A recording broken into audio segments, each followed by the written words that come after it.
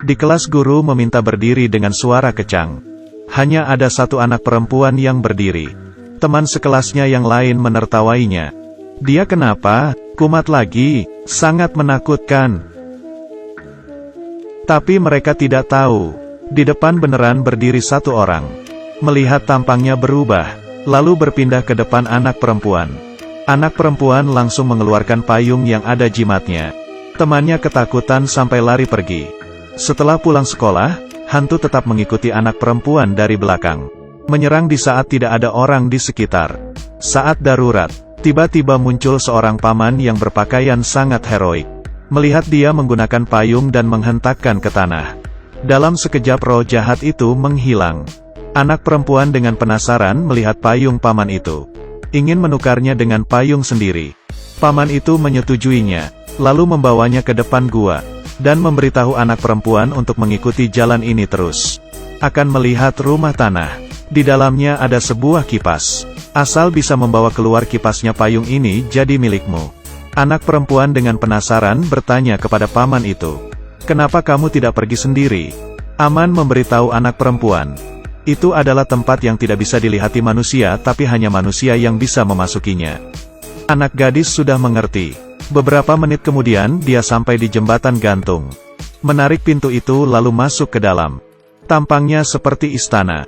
Tempat duduk pemilik istana terdapat sebuah kipas. Anak gadis tersebut mengambilnya. Tapi belum berjalan beberapa langkah. Muncullah pria yang berbaju merah. Di samping telinga anak perempuan terdengar suara pesan dari paman itu. Biarpun mendengar apapun jangan dipedulikan. Jadinya dia berbalik badan untuk pergi. Malah diangkat oleh pria itu. Anak gadis tetap berpura-pura tidak mendengar apa-apa. Sayangnya tetap ketahuan oleh pria itu. Di bawah ancaman pria itu, anak gadis menceritakan kesepakatannya dengan paman itu. Pria itu memberitahu anak perempuan. Paman itu adalah siluman. Jika membawa kipas ini keluar akan berubah menjadi tengkorak. Pria itu berjanji akan menjaganya. Tapi dia harus meniup lilin itu. Anak perempuan mengambil penutup lilin itu. Di saat sudah mau ditutup malah berhenti. Dia tahu jika pria itu tidak bisa mengerjakannya sendiri sehingga meminta tolong kepadanya. Dia meminta pria itu untuk berjanji akan melindunginya dengan baik. Jika tidak jangan berharap dia akan meniup lilinnya. Pria itu berjanji pada anak perempuan. Hanya menyebut namanya Sun Wukong. Langsung akan sampai di sampingnya untuk melindungi dia. Melihat dua orang menempelkan telapak tangan. Janjinya tidak akan terhancurkan selamanya. Diikuti oleh lilin yang mati satu persatu. Rantai di tangan Wukong berubah menjadi abu. Dia yang sudah keluar, menjentikkan jarinya terhadap anak perempuan. Satu bola terang terbang keluar dari otaknya. Ini adalah ingatan tentang nama Sun Wukong. Kali ini anak perempuan tidak akan menyebut namanya selamanya. Di saat Sun Wukong mengatakan dirinya sangat pintar, satu hantu jahat memberitahunya, Tang San Zhang terlahir kembali di dunia. Sekumpulan anak kecil bermain di depan pohon besar. Anak perempuan juga datang, tapi malah ditolak dengan tanpa perasaan. Tangannya tergores. Darahnya yang kuat mengundang hantu jahat yang ada di pohon. Dia membohongi anak perempuan untuk main bersamanya. Pada saat bersamaan, neneknya yang sudah meninggal datang menarik kembali anak perempuan. Dan mengingatkan anak perempuan, lain kali jangan membiarkan lukanya terkekspos. Inilah kekuatan San Zhang. Darah yang begitu kuat bisa mengundang semua hantu yang tak terhitung jumlahnya yang menginginkannya. Tapi ini bukanlah hal yang buruk. Karena hidupnya bakal ada orang yang melindunginya. Kekuatan orang itu sangat kuat. Bisa mengusir hantu untuknya. Hari itu, anak perempuan berpikir sudah mendapatkannya. Rupanya adalah seorang pembohong. 25 tahun berlalu. Pemeran utama perempuan sudah menjadi direktur perusahaan real estate. Hari ini dia diundang pelanggan untuk membicarakan jual beli. Malah menemukan di sini ada hantu yang bersembunyi. Langsung meminta bawahannya untuk membawa pelanggannya pergi duluan. Tiba-tiba dari lemari muncul sebuah tangan hitam. Kiezi melihatnya berkata dia seperti mau memisau aku. Pemeran utama perempuan langsung membuka payungnya.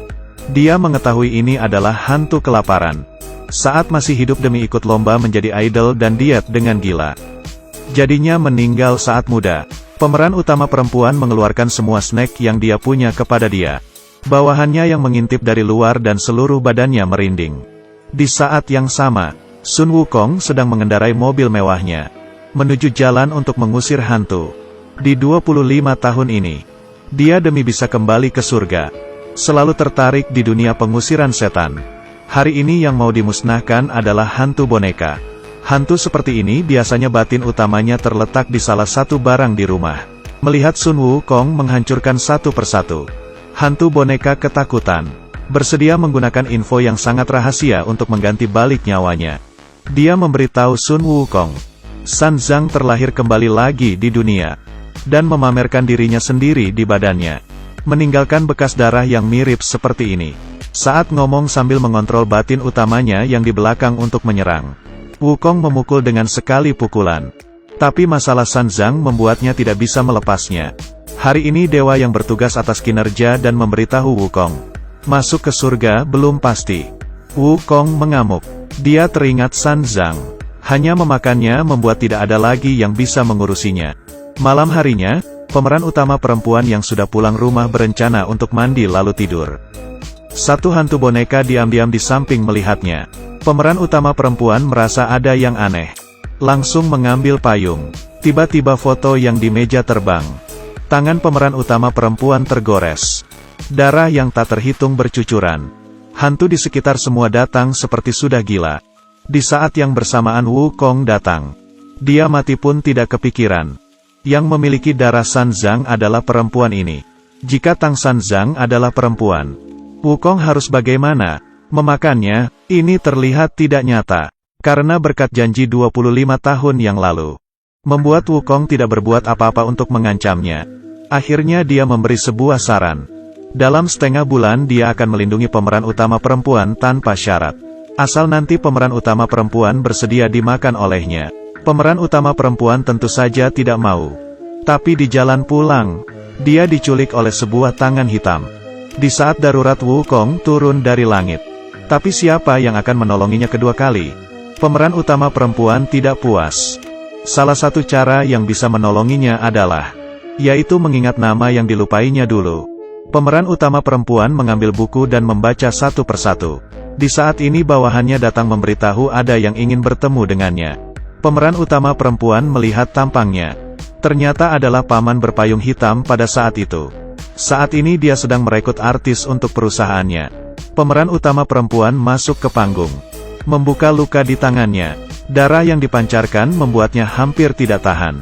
Ternyata paman ini adalah siluman sapi. Demi masuk surga, dia selalu bertahan untuk tidak memakan manusia.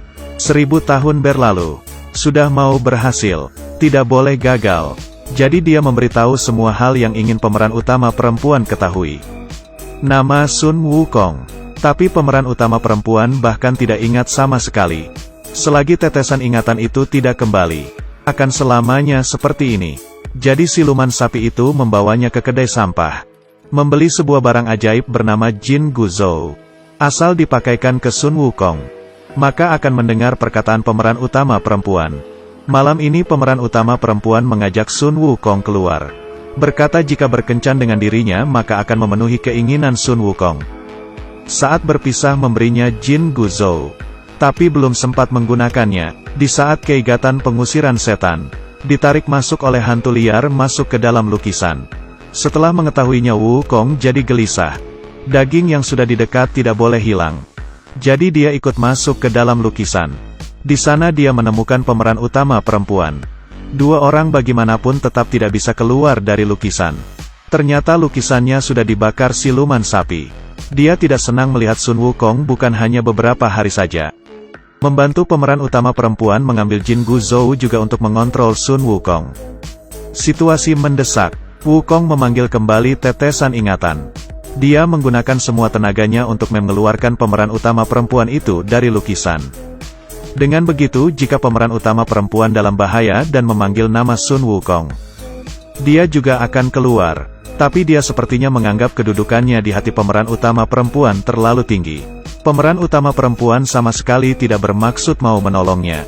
Sampai di saat bertemu dengan bawahan Wukong, dia baru tahu semuanya. Ternyata Wukong sudah mengetahui kegunaan Jin Guzhou, tapi tetap memakainya.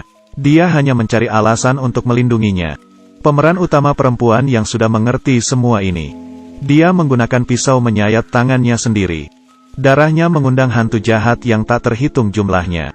Hanya melihat pemeran utama menjerit menghadap langit. Sun Wukong, pahlawan yang hanya miliknya muncul.